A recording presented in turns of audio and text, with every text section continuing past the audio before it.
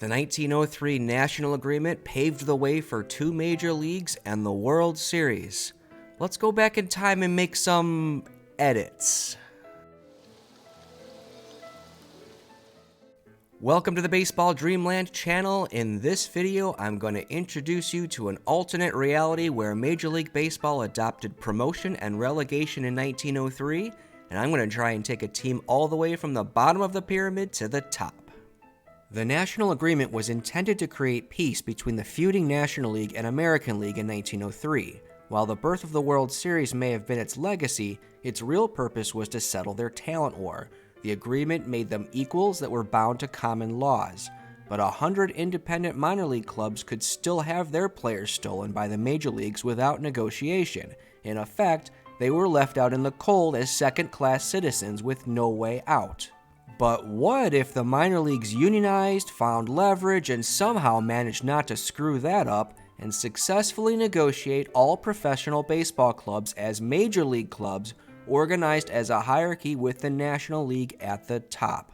All clubs have the right to keep their players under the reserve clause, regardless of which tier they play in. Successful clubs have a path for growth, and underperforming clubs are punished by being relegated down the pyramid. And while there's no interleague play, all professional clubs get a chance to compete in a national tournament at the end of the season. Sounds like a whole lot more fun to me. The improved National Agreement laid out the 1903 pyramid with 108 clubs, 14 leagues, and 5 tiers. The American League becomes the second tier, and its champion is promoted to the National League for the following season. The last place National League club gets relegated from the first tier into the second tier American League. Meanwhile, the bottom 4 American League clubs are relegated to the regionalized third tier leagues, which were defined as Class A minor leagues in real life. The champion of each Class A league takes their place in the American League the following season. This makes the American League the most intense league in the pyramid. The last place team in each Class A league gets relegated to the Class B fourth tier, while the Class B champions all move up to Class A. The same arrangement exists between Class B and the 5th tier Class D leagues. If you're a top club and lose too many games over several seasons, you'll find yourself playing in dirt fields behind a lumber yard in Class D. Now this pyramid will evolve and grow as new clubs join the pyramid over the years. Clubs that relocated or disappeared in real life will continue to operate indefinitely in this universe. And what of the 1,746 players in all these clubs? They're all real, and they're all assigned to their real-life teams. But we're not actually done yet. 2 more leagues were deemed too geographically distant to play in the main pyramid, but 6 teams from the Pacific Coast League and 3 teams from the Cuban League will participate in the annual postseason tournament. As more teams join these leagues, they can form multi-tier pyramids of their own. Here are all the teams whose fight to the top of the pyramid begins in 1903. Leave a comment about which team you'll be pulling for throughout this series. A few notes about the teams. 4 Negro League clubs enter the pyramid as Class D. 2 are in the Northern League and 2 in the Texas League. The color barrier is removed, but due to the real-life unclassified status of these 4 clubs, they'll have a smaller market size and fan interest even relative to the Class D clubs. In addition to the 4 independent teams, there are 3 Canadian teams in the main pyramid. 2 play in the 3rd tier International League, and the other plays in the 5th tier Northern League. The postseason cup tournament will feature all 111 clubs. Each will attempt to endure 7 rounds of 3-game series to become the cup champion. It's gonna be chaos. The winning club will earn widespread acclaim in the form of market size and fan interest boosts. Here's how I have the finances set. All leagues are defined as major leagues but have different reputations, budgets, and player salary. There's no free agency in this universe, so the players will never get the chance to take those into account. But the finances matter greatly because my modified lottery system will make rookie free agents mimic realistic signing patterns. It will distribute the best picks according to their available budget space, which is heavily influenced by which level of the pyramid they play in.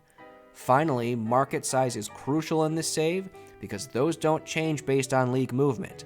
As clubs move from the bottom up, it will become harder to compete against clubs with larger markets and therefore bigger budgets. I will modify market sizes when teams change classifications in real life or went defunct in real life. Before picking my team, there's a special treat for you too. I've made this whole universe into a quick start. The link to download it is in the video description. Unzip that folder into the Quick Start Games folder and then hit the new Quick Start game on the Out of the Park 26 main menu. If you play out your own edition, I'd love for you to comment with how it went. Which lower league club rose the highest and who pulled off giant killing upsets in the cup? Alright, I'm going to focus on our story for a bit, and we're going to check back on how this entire universe played out in 1903 later. Welcome to the Class D 5th Tier Connecticut League, which possesses 2 clubs from Massachusetts. Don't look at me, I didn't name it. Leave a comment if you're from either of these states and tell me which club is closest to your home. Hopefully you said the New London Whalers, because that's who I'm going to be taking over as general manager. I'll enjoy the short trip this league offers. Our longest journey during the 1903 regular season will be a measly 84 miles northwest to Holyoke. My objective will be to become the first minor league club from real life to win either the National League or the MLB Cup. If any other team that didn't start this challenge in the American League or National League wins either of those competitions, I lose the challenge. Obviously, a real-life minor league club can't win the National League in Season 1, but the challenge will only last one season if someone pulls a series of upsets in the Cup. And of course, if my owner fires me, I also lose the challenge. These are the settings I've modified from the default. The biggest house rule for this save is that I'll make no trade offers because the AI has the negotiation skills of a toddler with a toy phone. That's also a word of caution for those of you downloading the Quick Start. I will also use a standard 4-man rotation on strict order because that's what all the other clubs will be doing. Due to the Cup tournament, a 140-game regular season will remain in effect indefinitely. Active rosters are just 15 for this first season, and there are no limits to the reserve rosters. It's 1903, so there's no such thing as development labs, contract extensions, or base coaches, so they're all off. And managing 117 park factors will be a little too crazy for my taste, so I've left all parks with neutral factors. John Shea is the owner of New London, and I'm indifferent about him. I've never been fired, so his impatience doesn't bother me too much.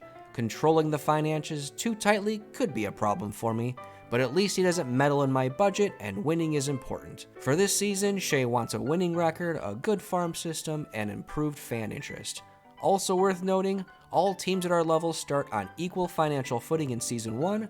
Our budgets are all $8,000, which is equivalent to about $300,000 today. We start the save without a manager and without a bench coach, so we'll come back to that in a little bit. An extra house rule is that I'll be keeping these coaches through the first season, so let's meet who we're stuck with. And before we do that, check out my salary. That's right, I'm bringing in a cool $43 per season. Show me the money!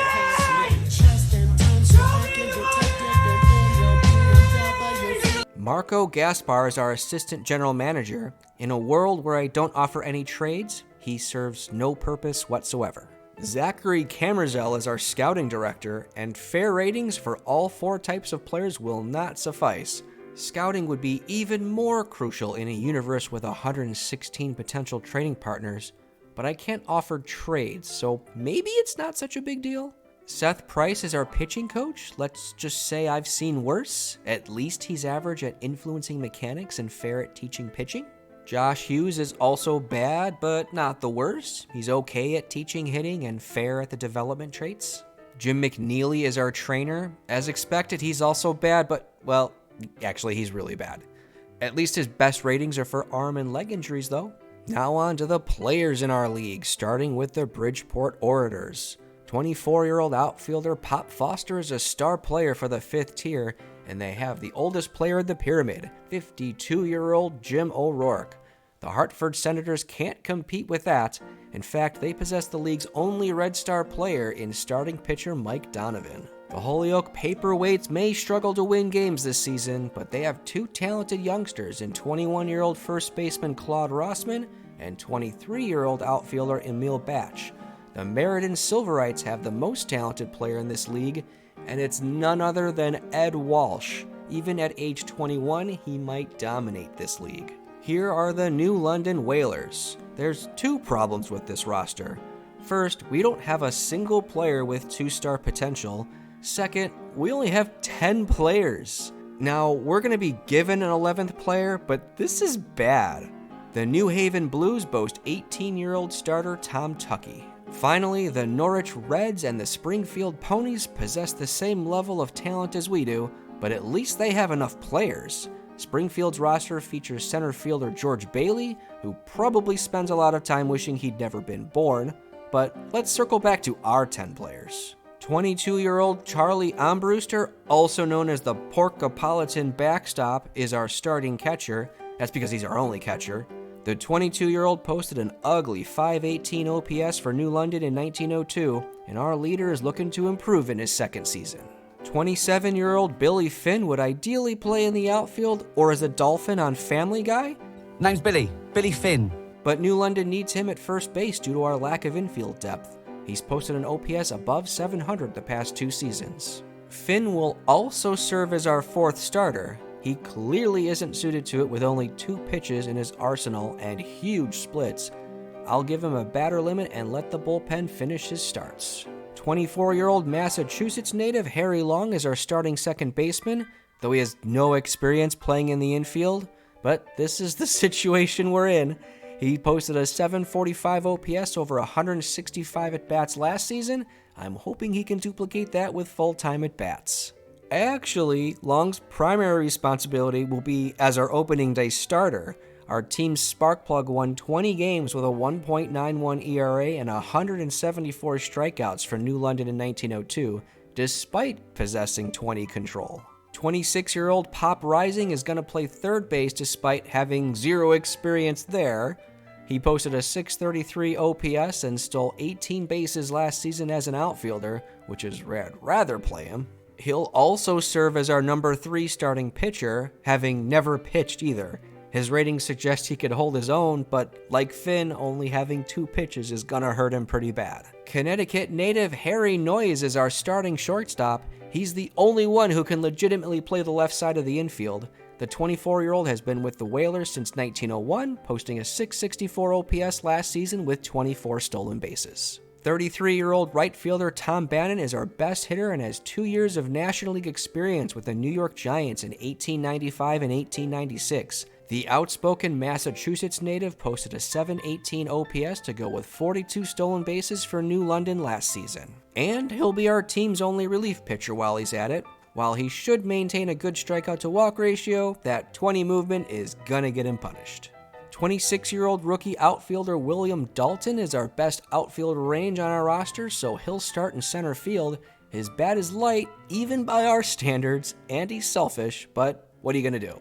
26-year-old Frank Murphy will start in right field after leading the Whalers with a team-best .794 OPS in 1902. He spent the 1901 season in the National League with the New York Giants and Boston Beaneaters. We need him to hit because his defense is average at best. 26-year-old Albert Page posted a 2.25 ERA and 6 wins above replacement for New London last season, and he returns as our number 2 starter. He's another spark plug and throws 3 pitches. Page will also serve as our utility infielder, and he's a very poor hitter, but being a utility infielder means he'll start half of our games there because 2 of our infielders are also starting pitchers. Rounding out the roster is 26-year-old rookie outfielder John Smith. Tell us more about yourself, John. I'm John Smith. Wow, so generic the scouting report just says he exists. Like his name, he doesn't offer much with the bat or the glove, but on a team with only 10 players, everybody gets to play. There are 9 free agents that can be distributed to teams short on players. New London is one of the 4 teams with 10 players, and some Class B level teams have 11. Class B teams get dibs on the first 6 players, then Class D clubs get the last 3. We drew the very last pick, so we're gonna get whatever is given to us. A Hall of Fame infielder would be really nice.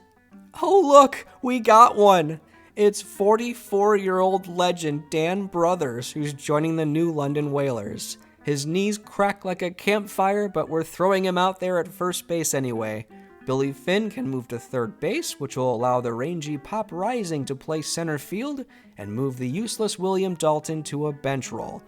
Brothers is a shell of his former self, but he can add to his career 107 home runs and 79 wins above replacement this season.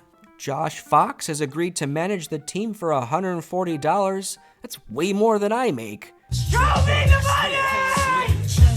I'll pray his legendary mechanics influence will help my ball players become good at baseball. After 4 other bench coach candidates ghosted us to coach their kids' t-ball teams, we finally got a deal done with Adam Swenson for $43. Definitely nothing special, but it's the best I could get. Ladies and gentlemen, here are your opening day 1903 New London Whalers. We are lean, chaotic, and hilariously underqualified. Let's go win this league, starting by taking the field in Holyoke against the Paperweights. Dan Brothers hit a 2-run double into the right field gap to give New London a 7-2 lead. Harry Long pitched a solid game, but we completely fell apart in the 9th, surrendering a walk-off single to Herman Schinzel. I need help figuring out which aspect of this game is most insane. The Holyoke Paperweights committing 8 errors, 5 by their shortstop Pete Woodruff, or the New London Whalers losing the game after being up 8 runs in the 9th inning. Let me know what you think in the comments. In other Connecticut League action, Charlie McCullough of the Bridgeport Orators shut out the Hartford Senators on 2 hits. Tom Tuckey led the New Haven Blues to a 3-2 win against the Springfield Ponies, and Ed Walsh pitched a 5-hit shutout for the Meriden Silverites against the Norwich Reds. We concluded April in Springfield, where the tying run has just reached base in the 9th inning. Albert Page gets Robert Short to send a fly ball to left field, and Tom Bannon has it for a Whalers victory. That win moves us into 6th place at 4-6. Meriden, New Haven, and Hartford share first place with 7-3 records. Our run-scoring attack has been among the best in the 5th tier, thanks to Dan Brothers hitting 400 and Harry Long leading the league with 12 RBI. Unfortunately, we've given up more runs than anyone in Class D. Harry Long has an ERA over 7, while Albert Page has walked 15 batters in 28 innings. Our defense has been below average, but not totally at fault. Pop Rising stepped up against New Haven with the bases loaded in the 6th and sent a double into the left field corner to give the Whalers a 4-0 lead. He would lose his no-hit bid, but we would win the game 7-2 and improve our record to 16-22. We sit tied for 6th place in the Connecticut League, 9 games behind the first place New Haven Blues. Reserve outfielder John Smith made excellent use of some playing time, smashing 4 home runs and posting a team-best .852 OPS in May. But I am not ready to start him full-time. You think that, only because you don't know any better. Harry Long posted a 2.31 ERA on the mound and an .836 OPS with the bat in May. The glove is another story, where he's made a team-high 15 errors. The Bridgeport Orators are threatening in the 4th inning and get a bases-clearing triple from Jay Gostrowski, making it a 5-0 game. The Orators win 8-3 to finish June 2 games ahead of New Haven for first place. Our record falls to 26-39 in 6th place and well out of promotion contention. Shortstop Harry Noyes posted a .805 OPS in June and leads the team with 3 batting WAR. Harry Long posted a 2.09 ERA during the month and now leads our pitching staff in ERA, wins, strikeouts, and pitching WAR. He also leads the club in batting average and on-base percentage.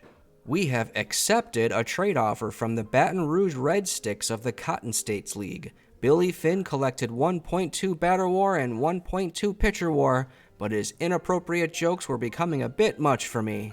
We received 30-year-old Mark Clayton in exchange. Like Finn, he's a two-way player, but pitching is his strong suit. From a stuff, movement, and control standpoint, he's our best pitcher. But also like Finn, he only throws 2 pitches, which will hinder his ability to perform later in games. As a hitter, he's a slight downgrade from Finn and will hit 7th in our lineup. Defensively, he's an upgrade in center field over Pop Rising, so Rising will play 3rd base now. Also noteworthy about Clayton is that he's a prankster, which will hopefully help keep our clubhouse functional amidst our losing season. The first place Bridgeport Orators acquired 35-year-old pitcher George Hobson from the Pacific Coast League's Sacramento Seals in exchange for 28-year-old outfielder M. Donnelly. The 4th place Springfield Ponies acquired 31-year-old pitcher Arthur Carboneer from the Class B Central League's Fort Wayne Railroaders in exchange for the 27-year-old outfielder George Bailey. Clarence the Angel is trying to help George, but he's still unhappy. Our new acquisition drills one over the right field fence to give us a 4-1 lead in the 6th inning. Andy pitched a beauty, inducing a 4-6-3 double play to end the game. That win over the Norwich Reds wraps up a 15-14 record in July, and it's their 11th loss in a row. It also makes 2 wins and 2 starts for Mark Clayton. We remain in 6th place, 21 games behind the Bridgeport Orators. Pop Rising led our offense with a 744 OPS and now has 2.8 batting wins above replacement. We're up 1 in the 9th, but Springfield has the bases loaded. Goldie Bowler lifts one to right, and Frank Murphy squeezes it for the win. We finished 13-14 in August and gaining on Meriden for 5th place. Bridgeport is closing in on promotion with just 19 games to play. Dan Brothers posted a 784 OPS with 3 home runs to retake our team lead with 5, while Albert Page posted a 3.31 ERA with 5 wins during the month. Frank Murphy singles home Dan Brothers in the 8th inning at Bridgeport, which would become the winning run of our season finale. New London finished the season with a 65-75 record, tied for 5th in the Connecticut League. Bridgeport runs away with it and has secured promotion to the 4th tier of the pyramid. We scored the 3rd most runs in the Connecticut League and hit the most home runs with 25. However, we allowed the 2nd most runs for a run differential of -80. Our defense finished worse than the league, primarily due to pitchers being used at second base and third base for most of the season. Their strikeout rate of 9% was the best in the league, though. Harry Noyes finished 5th among position players in the Connecticut League with 6.2 wins above replacement. He also led the team with 70 runs batted in, but his primary value was defense from the shortstop position. Harry Long led the team with a 771 OPS and 18 triples, but it only translated to 2.6 wins above replacement because of his defense at second base. Dan Brothers finished the season below replacement level and has announced his retirement effective at the end of the season. When you add Long's 3.8 wins above replacement as a pitcher, he leads the club with a total of 6.4. Long and Albert Page both won 20 games and lost 20 games as our manager began favoring them for extra starts over two-way player Pop Rising. Page finished with 3 WAR, but also had negative 2.3 as a position player. In the Northern League, Mark Briette led the Crookston Crooks to 87 wins and promotion by 3 games over the Algona Brownies. Meanwhile, the superior Longshoremen finished with a pyramid-worst 33 wins and 107 losses. The Cuban X-Giants posted the pyramid's best record of 110-30, finishing a whopping 34 games ahead of the Philadelphia Giants. Grant Johnson and Rube Foster were dominant and will look to continue their success in Class B next season. The Baton Rouge Red Sticks held off a good challenge from the Greenville Grays and the Vicksburg Hillbillies to earn their promotion to Class B. Vicksburg got excellent seasons from Ed Hahn and Howie Kamnitz, but it wasn't enough for this season. The 4th tier Class B Illinois, Indiana, Iowa League remains unsettled on the last day of the season. The Cedar Rapids Rabbits need a win at the 2nd place Dubuque Shamrocks. A Dubuque victory will force a 1-game playoff for the league championship and promotion to the 3rd tier Class A leagues. With the game tied in the bottom of the 10th, Charlie Buelow singled to right field and scored George Hughes to force the 1-game playoff, where Albert Kennedy's double to center field scored Jack Himes to give the Rabbits a 5-0 lead, which they would hold easily. Congratulations to Cedar Rapids on their promotion to the Class A leagues by winning the highly competitive Triple-I League. The Rockford Red Sox weren't so competitive, so they'll be playing in a 5th tier Class D league next season. The 4th tier Class B Central League also remains unsettled. The South Bend Greens and Fort Wayne Railroaders head into the final day tied for the league lead and promotion spot. Angus Grant stepped up as the tying run for South Bend, but grounded out to first base, leaving the door open for the Fort Wayne Railroaders. But Fort Wayne couldn't walk through it. Last hope Ed Arthur flew out to left field, and it's another 1-game playoff. South Bend loaded the bases in the bottom of the ninth, and the pitch is wild. Edward Coffey scores from third, and the South Bend Greens win. Another hotly contested league goes to the South Bend Greens, who will move up a level. The Marion Oil Workers finish last with 88 losses and head to the 5th tier. The New York State League enters its final day with the relegation spot unresolved. The Syracuse Stars can save themselves with a win at the Albany Senators, but if they lose, the Amsterdam Gloverville Johnston Hyphens will get a chance to have the longest team name in baseball history and force a one-game relegation playoff. Syracuse could not take care of business. Jay Griffin's 7th inning single made it 7-2 Albany, which would be the final score. William McNamara singled up the middle to give Schenectady a commanding 7-0 lead, and the Hyphens cannot capitalize on their chance to stay up. That was the 85th win of the season for the Frog Alleys, more than enough to achieve promotion to the 3rd tier Class A leagues. Amsterdam Gloversville Johnston should pick a city and try to do better in the 5th tier Class D leagues. Arch McCarthy led the Concord Marines to promotion to Class A by 5 games over the Lowell Tigers. The Manchester Textiles unraveled to a 57-win season and are relegated to Class D. Fred Ketchum and the Kansas City Blue Stockings are heading to the 2nd tier American League by winning 85 games and winning the Western League. Meanwhile, the Des Moines Undertakers lived up to their name, burying any hopes of success and themselves in the standings. Their 55-win season earns them a ticket to Class B. Kansas City will be joined in the American League by Charlie Ferguson and the St. Paul Saints, who won the American Association with 91 wins. The Columbus Senators pulled up the rear with 52 wins and head down to Class B.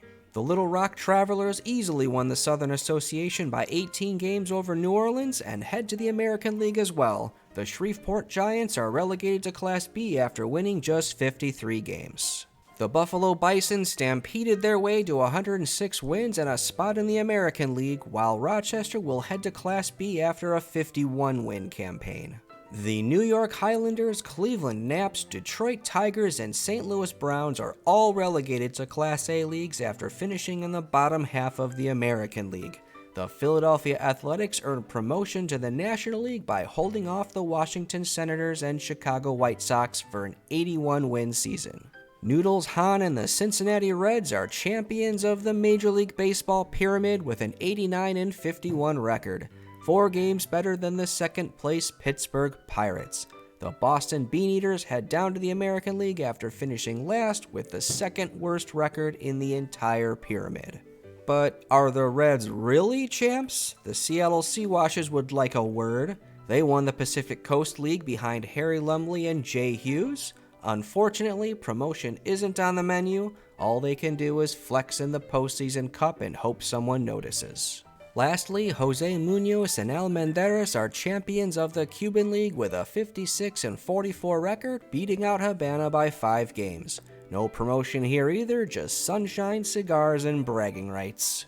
These are the batting leaders across all the leagues. Congratulations to Carlos Moran of Habana in the Cuban League on achieving a .404 batting average while also leading baseball in on-base percentage. Harry Lumley of the Seattle Seawashes led the league in home runs, slugging percentage, total bases, and win probability added. Ed Delahanty led baseball in OPS and WOBA. John Buttermore of the Albany Senators amassed 53 triples and led all baseball in extra base hits and isolated power. The pitching leaderboard is dominated by Rube Foster and the Cuban X-Giants, who had only 2 pitchers on their roster. As a result of that, he led all baseball with 56 wins, 22.6 wins above replacement, 16 shutouts, 474 strikeouts, and 57 quality starts. But it was skill too, as he led in rate stats like WHIP and FIP.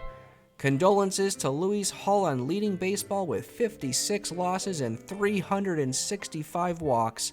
Jake Weimer of the Chicago Cubs also led baseball in BABIP and opponents' batting average. How about some fielding leaders? It seems William Kane was the busiest out there, accumulating the most total chances and putouts. I'd just like to congratulate Babe Town of the Des Moines Undertakers on committing 137 errors over the course of the season. It is now time to debut the Major League Baseball Cup.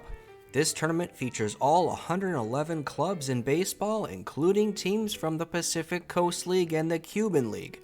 The clubs are seeded based on their regular season records, regardless of level. The best 11 records earned a first-round bye, and the remaining 106 clubs play a 3-game series to earn a place in the second round. Despite the seeding, this is effectively a random draw. The premier first-round matchup is the National League's St. Louis Cardinals traveling to Denver for 3 games against the Grizzlies, who finished third in the Class A Western League. The Marion oil workers load up the bases, but Argus Hamilton pops on up like a balloon at a kid's birthday party. Seattle escapes and Marion returns to their oil. The 5th-tier Duluth Cardinals knocked out the 3rd-tier Providence Grays 4-2 in Game 3. The Holyoke Paperweights of the Connecticut League got swept by the Class B Binghamton Bingos. The Fargo Browns defeated the Natchez Indians in Game 3 despite tallying just 1 hit. Davenport is looking to close out Springfield. Arthur Carabinier doubles, chaos ensues, and Springfield walks it off in the 11th inning. Great to see our Connecticut League friends advancing. Class A Nashville took the Philadelphia Phillies to Game 3, but fell 7-3. The Cuban League Havana team sneaks past the Chicago Union Giants. The St. Louis Browns are down to their last out in the 9th, but the ball gets past Birmingham's catcher and the tying run scores. St. Louis would go on to win in the 10th inning to eliminate the Birmingham Barons. The New Haven Blues became the 2nd Connecticut League team to advance to the second round. Fall River mounts a 9th inning comeback until Alan Lawrence pops it up and shatters the dream. They'll return to their off-season fishing. The Boston Beaneaters and Boston Americans both swept their series and will now face each other in the second round, and it's the same story for the New York Giants and New York Highlanders.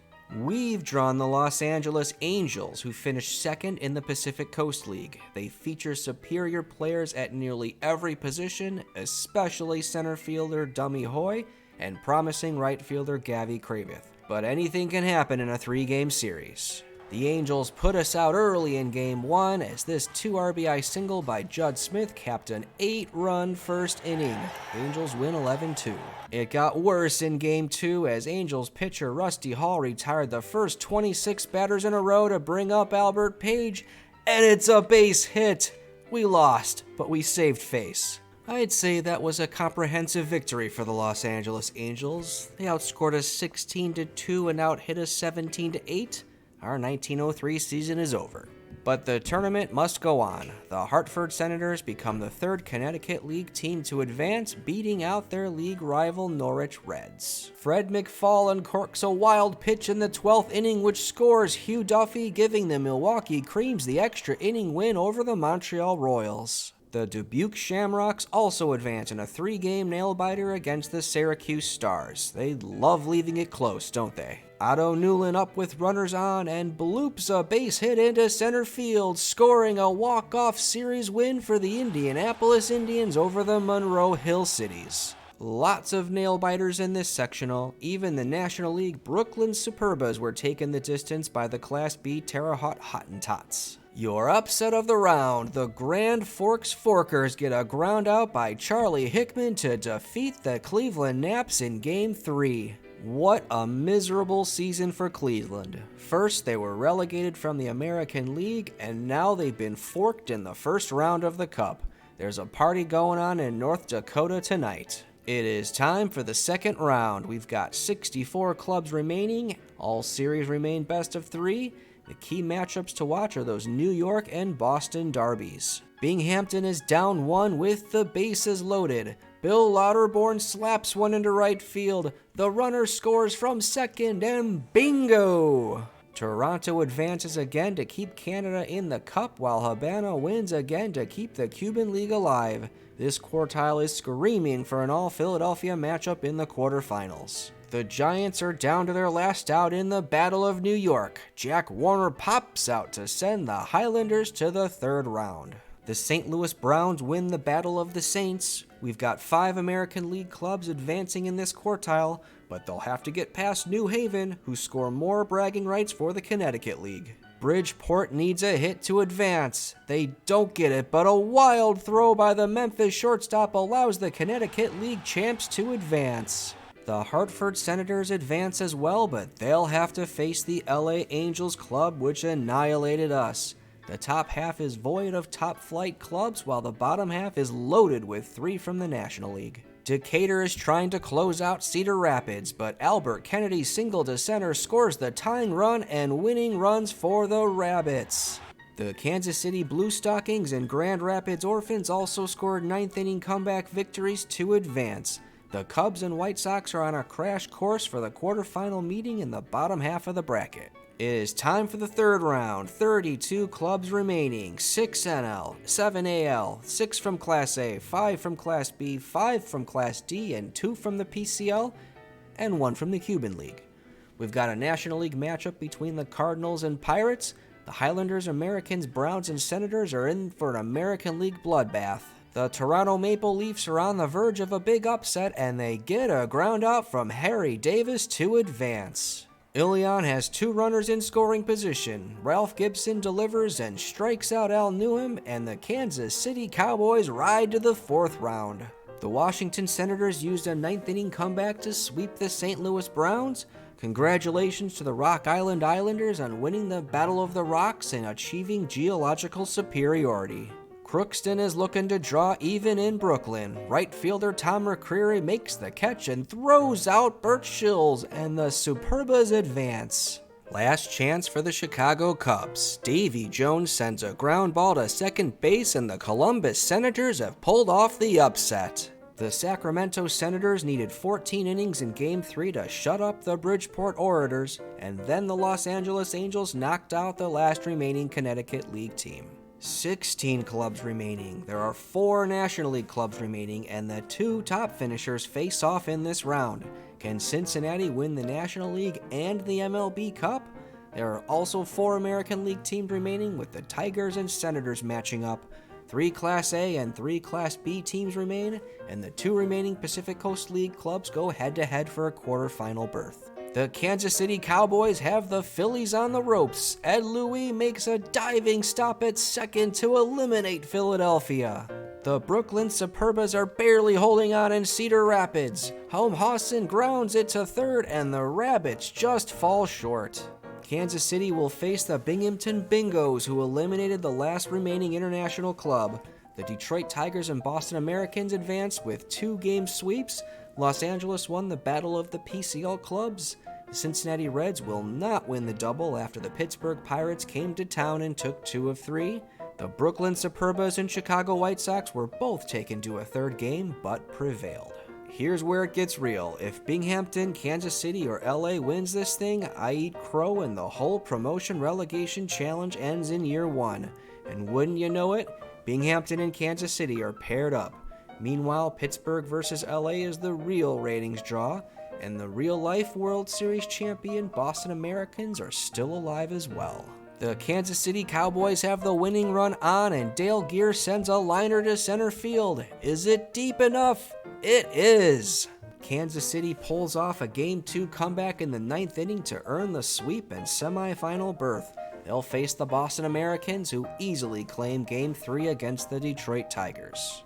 The Pacific Coast League is out, as the Los Angeles Angels fall easily to the Pittsburgh Pirates. The Brooklyn Superbas got an extra inning win, followed by an easier 9-4 win to sweep the Chicago White Sox. Cy Young and the Boston Americans now travel to Kansas City to face the Cowboys, who haven't dropped a game during this tournament. Meanwhile, 2 National League clubs meet in the other semifinal. It's the Brooklyn Superbas at the Pittsburgh Pirates. Could we get a matchup of the real-life World Series participants? The Cowboys' light finally goes out at home against the Boston Americans, and Bill Dineen gets Billy Maloney to ground out to second base. The other series goes to the 3rd game, but ends in a whimper with the Pittsburgh Pirates defeating the Brooklyn Superbas. Kansas City's dream run ends, but hey, that means we get a 1904 season. Brooklyn made a great run as well after finishing in 7th place in the National League this season. But after all that, we have our 1903 World Series rematch in the Cup. The Cincinnati Reds already won the National League, but we'll see which of these clubs can share the glory with them. The Boston Americans finished 4th in the American League and are led by 36-year-old starting pitcher Cy Young. Meanwhile, Hannes Wagner and Fred Clark power the Pittsburgh Pirates' run-scoring attack. The Pirates finished 4 games behind the Cincinnati Reds for the National League crown. Boston had the longer road to the finals without the benefit of a first-round bye. They dispatched a National League club, 2 AL clubs, a Class A club, and 2 Class B clubs to reach the final. Pittsburgh's road was shorter but arguably more difficult by eliminating 3 National League clubs, a PCL club, and a Class A club. But the only series that matters now is this one. A market-sized boost and eternal glory are on the line, so let's head to Pittsburgh for the final 3-game series. Ginger Beaumont singled home Otto Kruger in the 4th inning to give the Pittsburgh Pirates a 4-1 lead, and they'd win Game 1 by that score. Freddie Parent lines a base hit to right field, scoring Patsy Doherty to give the Americans their first lead, and that would tie the series. Claude Ritchie sends a deep fly to the center field fence. It's a 2-run triple that puts the Pirates up 5-2. Chick Stahl is the Americans' last hope and sends a pop fly that is caught by Otto Kruger. The Pirates are the inaugural MLB Cup champions. The Pirates outscore the Americans 14-8 en route to a series win. The Americans committed 8 errors in the series. Deacon Philippe and Jack Feister toss complete games like it's 1903, cause it is 1903. Congratulations again to the Pirates on their Cup title, and another congratulations to the Cincinnati Reds on winning the National League title and sitting atop the promotion and relegation pyramid. As for our new London Whalers, we got a lot of work to do, and we'll get to that in my next video, which will cover the 1904 season. That's a wrap for 1903. Don't forget to put a like on this video if you enjoyed it and subscribe to be notified when the 1904 season releases. But if you want to keep watching other videos now, check this one out. Go on.